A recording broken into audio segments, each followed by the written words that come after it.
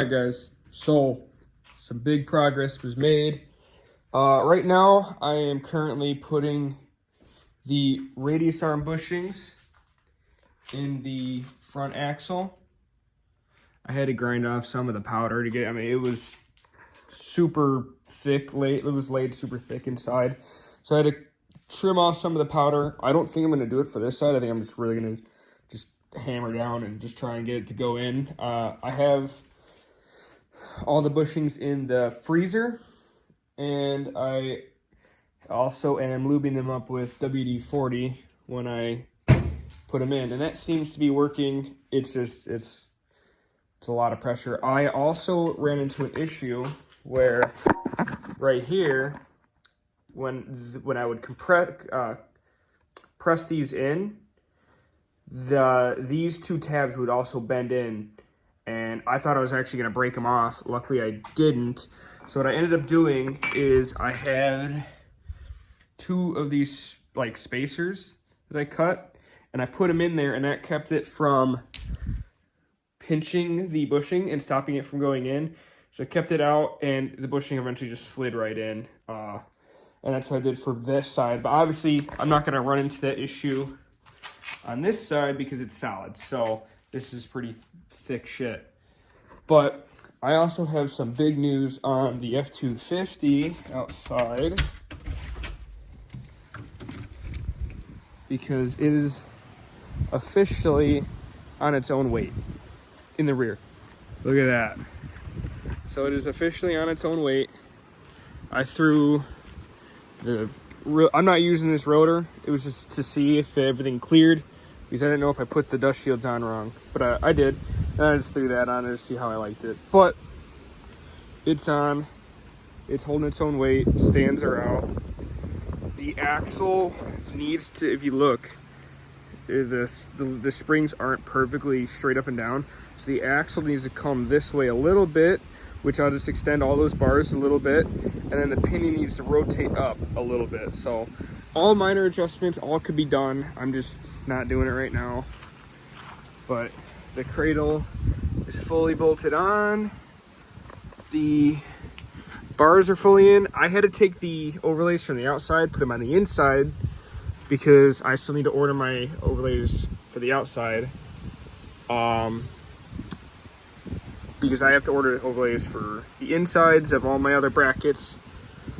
So I was like, I had to put those on before I put this bar in. So we are good to go. I don't have to take that off anymore. But yeah, it is on its own weight. And this thing is going to be a lot taller than I thought.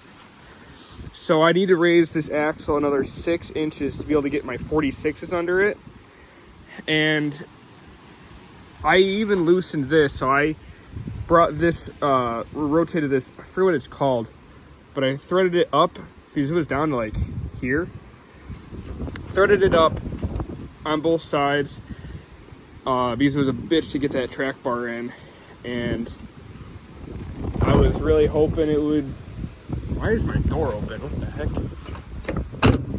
I was really hoping it would compress more, but it is what it is. So that just means the truck's just gonna sit taller. But I'm super stoked. Anyway, I'm gonna show you guys how to install the other bushings, since I was learning on those two. Focus. I was learning on those two, and now I'm gonna show you guys on this one how to do it. So be right back. All right. So we've got our frozen bushing. Spray a little WD-40 on it. Cover the whole thing.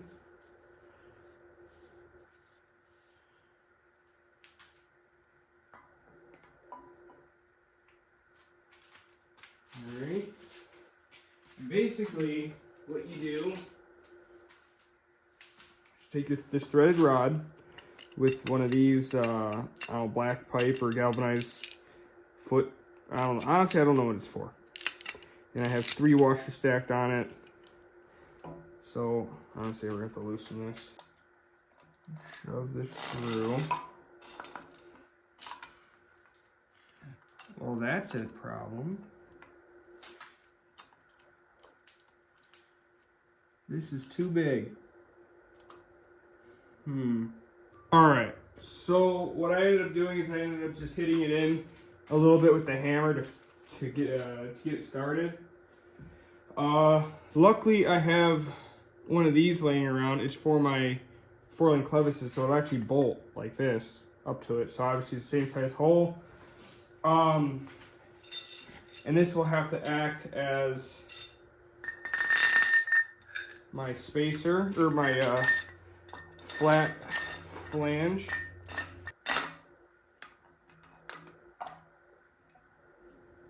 Perfect. And then, oh, I actually need those washers on the other side. Put this on, and then somehow lose the nut. Oh, it's right here.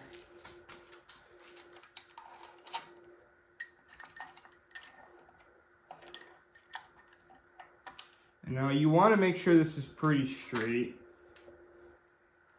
You don't want this off-centered at all. Alright, so I ended up having a shorter socket, and I just put a 6-inch extension on it, or a 3-inch, or whatever size it is. Enough to clear the pumpkin. And my wrench. Basically, you just start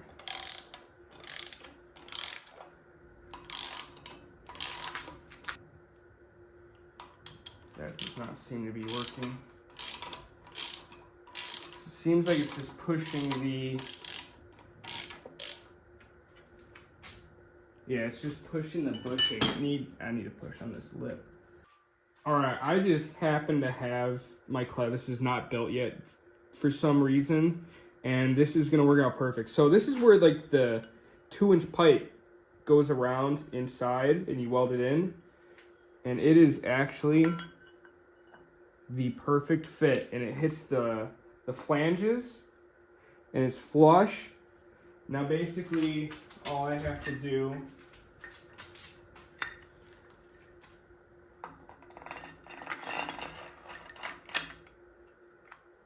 oh my god, that is like money. Okay.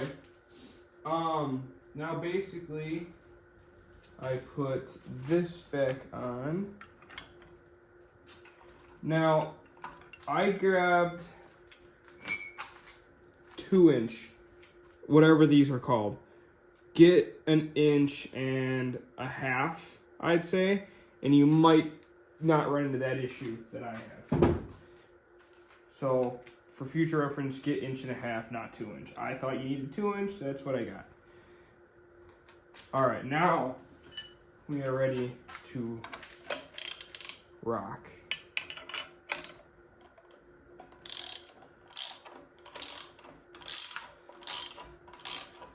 It is going in.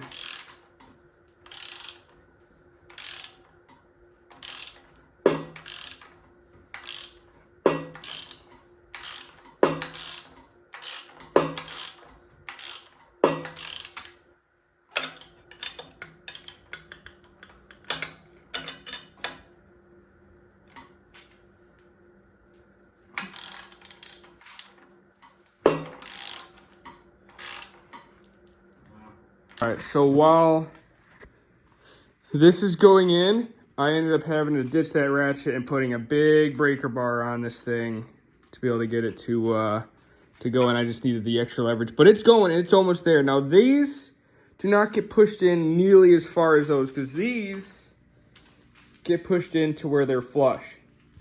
These stop like right about where the tip of my fingernail is at.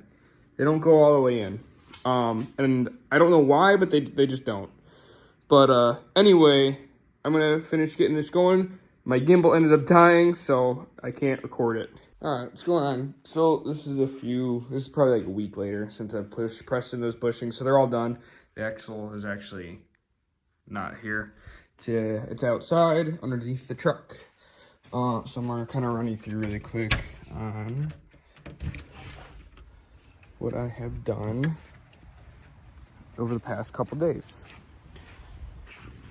Oh, by the way, I couldn't get either bushing to go in any farther than, so I don't blind it, than that. So that's as far as I could get both the bushings in. They couldn't go in any farther, but they're in. So anyway, because I didn't know where that axle is going to sit at the compressed height, because apparently the coilovers sitting at where they were with the axle so low isn't the right compressed height in his computer.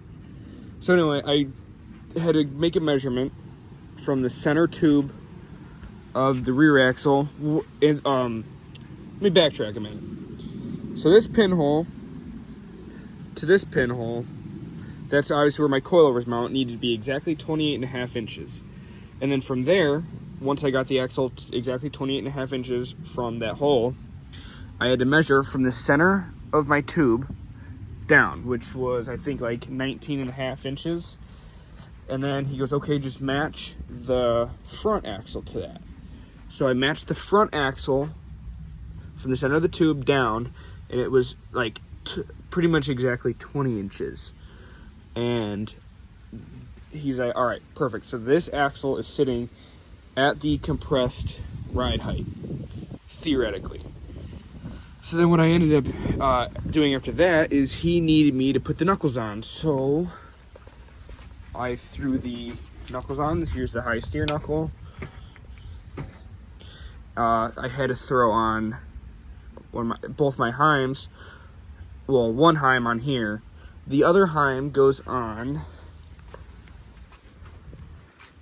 the pitman arm, which I still have to drill out my pitman arm to get a heim in there, but I did a temporary solution with like a screwdriver and a vice grip, and I made a temporary drag link bar out of PVC pipe. And then I took an angle finder and put it on the PVC, and it was like 42.3 degrees or something like that.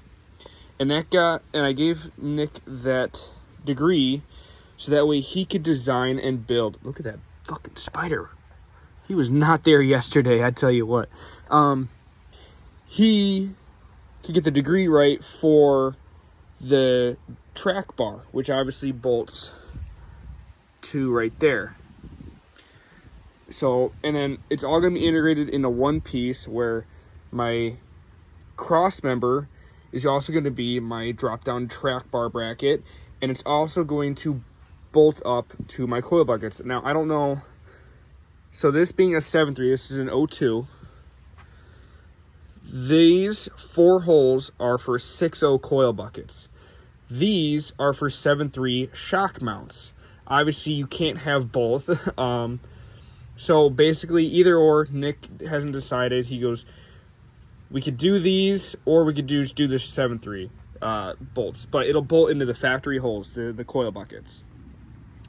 So whichever one we decide to do, I'll let you know. But anyway, it's all going to be integrated in one piece. So the coil buckets, cross member, and the drop-down track bar. So I had to get a measurements for that, and I had to get a measurement for frame width, which I can't exactly remember what that was. But I also he has to put an arch in the engine cross member, so obviously that the new cross member can go underneath it and clear it. So I ordered that, and I ordered my sway bar, which I'm gonna have to sand down the bottom of my frame that I just nicely fucking painted, and weld the sway bar bracket on so I could hook sway bar up to this thing right here. But that is basically where we are at right now. And I was in the process of putting these hubs on. Sorry it's dark out, I just decided to do this at night. But I got one hub on, I haven't done the other side. But this is where we are at with the truck as of October 29th. And I know I have not made a lot of like update progress videos. But I've just been more focused on actually doing the work and building it. And I completely forgot about doing the YouTube.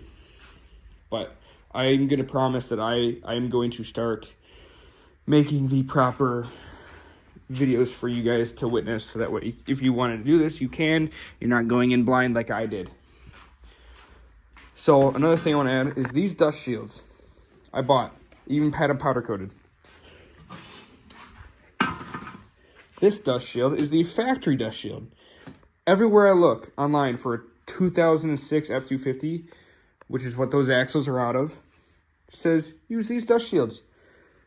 But that is not the case, because this dust shield is significantly smaller. And the holes do not match. You need the wide pattern. So that way it can slip over your hub, over these 4 holes. So you'll see these Dorman brake dust covers. These are for a 7.3, not a 6.0. 6.0s had bigger brakes, which is why the dust shields are bigger. I knew that, but I didn't think about the dust shields. I thought, oh, this would probably just be the same. They're not the same. They're different. So don't make that mistake like I did. I have to look for a part number on here, but they look identical. You got to look for the one with like these 2 holes, the 3 holes on the side. That's like the dead giveaway, because this does not have that. So don't make that mistake. But anyway, I think that is it for right now. There's not much I can film or record. Maybe I'll do a video of me putting the other hub on. But there's not much more I could do for at least 3 weeks, because that is the lead time on all my new parts. And I ordered everything I need to actually finish the truck, like to get it on its own weight. Not like brake lines and stuff like that. I still have to order that. But the stuff I needed just from Backyard Fab is now on order, and it'll be here. I'll have to go pick it up in 3 weeks. So I'm at least 3 weeks out. But I hope you enjoyed. I will get back to you guys as soon as I can with more updates. Thank you.